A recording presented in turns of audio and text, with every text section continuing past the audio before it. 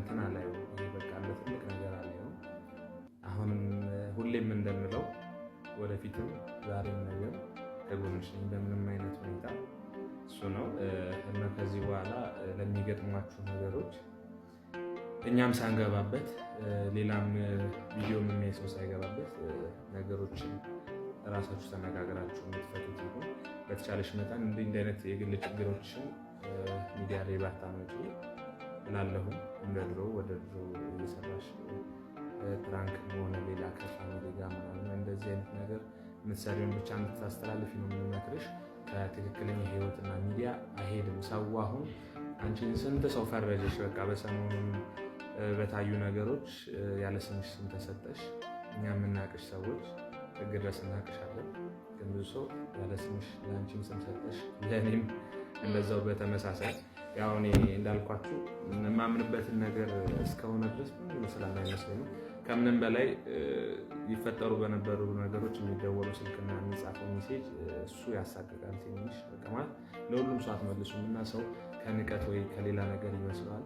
ከዛ አንግል አይደለም። ያው በእኛ ቦታ ብትሆኑ ትረዳላችሁ። እና በተሻለሽ መጠን እንዲህ አይነት ላይፍሽን ነገር እሱ ጋር ፈጣሪ ከፈቀደው ልትቀጥ የተቻለሽ፣ ካልፈቀደው ግንኙነታችሁ ሊቋረጥ ይችላል። ምንም ማለት አይደለም። ይሄ ህይወት ነው። ይሻላል ሲሆን የሚሆን ነገር ነው ፈጣሪ ሲፈቅደው። እና እንዲህ አይነት ነገሮች አታሳይ። በቃ ይሄን እንደ አንድ ጓደኛ መመክርሽ ነገር ሌላ በቃ እግዚአብሔር ይመስገን። አመሰግናለሁ። እውነት ሁላችሁንም ከልብ አመሰግናለሁ። በክፉም በደጉም ሰዓት ከጎኔ ናችሁ። ከልብ አድርጌ አመሰግናለሁ። እና ደግሞ ባይዘዌ ፍቅርን እንድገልጽልኝ እፈልጋለሁ። ናፍቆኛል። ይሄን ነገር መስማት መጀመሪያ ከአንተ እኔማ መግለጽ አይቀርም። ፍቅራችንማ ተገላለጻችኋል። ዛሬ መስማት ፈልጋለሁ ማለት እኮ እኔ መስማት ያለብኝ ያቋረጥነው ነገር አለ መሰለኝ። ያቋረጥነው ነገር አለ። እንውጣ እኮ እንውጣ፣ ይገላለጹና እንግባ ይሻላል። ፍቅር ባይዘዋል በቃ። አዎ ግን አንዳንዴ ደግሞ ይቃሉ ያስፈልጋል። እሺ በቃ አይሻልም? እኔ ቀላል ቤተሰብ አንድ ሀሳብ አለ መሰላችሁ። 30 ሰከንድ ይሰጥሻለሁ። ያብ እንግለጹ 30 ሰከንድ ይሰጣለሁ። ሄሉን ግለጻት። ቀለል ላድርግላችሁ አይሻልም? 30 ሰከንድ በቃ ሄሉን በ30 ሰከንድ ግለጽልኝ። በቃ ጀምረናል። እሺ ሄሉ ማለት በጣም መወዳት ማፈቅራት የወደፊት የትዳሬ አጋሪ ነች። በጣም ወድሽ ሳጥረሽ የልጆች ዘላለም ያኖርልኝ አንቺ። አሜን አሜን። ደቂቃ አልቋል። ሄሉ ግለጭ። እንግዲህ ያው በኔ መሰለ ሰው ከጎኔ ስላለ በጣም እድለኛ ደስተኛ ሴት ነኝ እና በጣም ወድሃለሁ፣ በጣም አከብርሃለሁ። ክፉ አይንካ፣ ሁሌም ከጎኔ ሆነልኝ። እወድሃለሁ። የወደፊቱ ባሌ ከአሁን ጀምሮ አሁን መጨረስ ትችላለች። እና ሁላችሁንም ከልብ አመሰግናለሁ አክብራችሁ ስለመጣችሁ። አሁን ወጣ ብለን እራት እንበላለን። ቤት ደግሞ ቀጣይ ዝግጅት ይኖራል አይደለ? በሚገባ ባለፈው ያበላሸችውን የራት ፕሮግራም ራሷ ትክሳለች ማለት ነው። እንዴት ነበር ትናንት ምሽታችን? የሚገርም ቆንጆ ኮንሰርት ነበር። ኮንሰርቱ እኔ በጣም ነው የወደድኩት እውነት ለመናገር። በታረቅን ማለት አሪፍ እንደው አንድ ሀሳብ አለ። አንድ ሀሳብ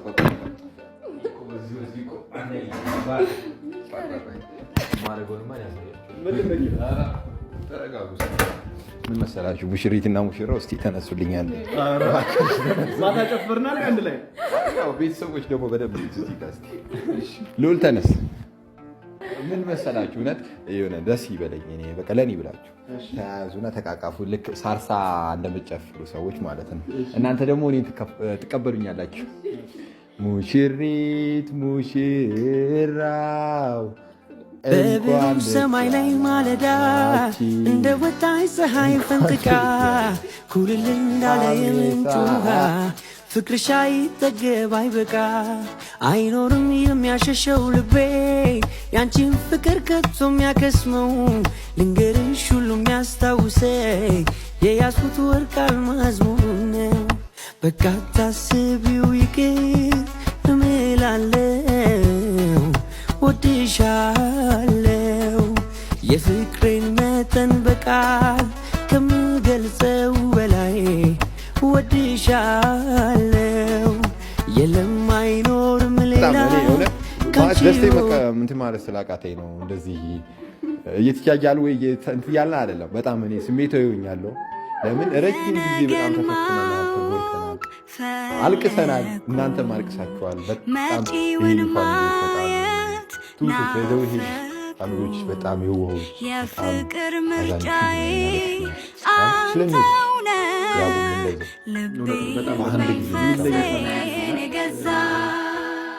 እንዴ ብዬ ነው መግለጽ ወሰንኩኝ ልረታ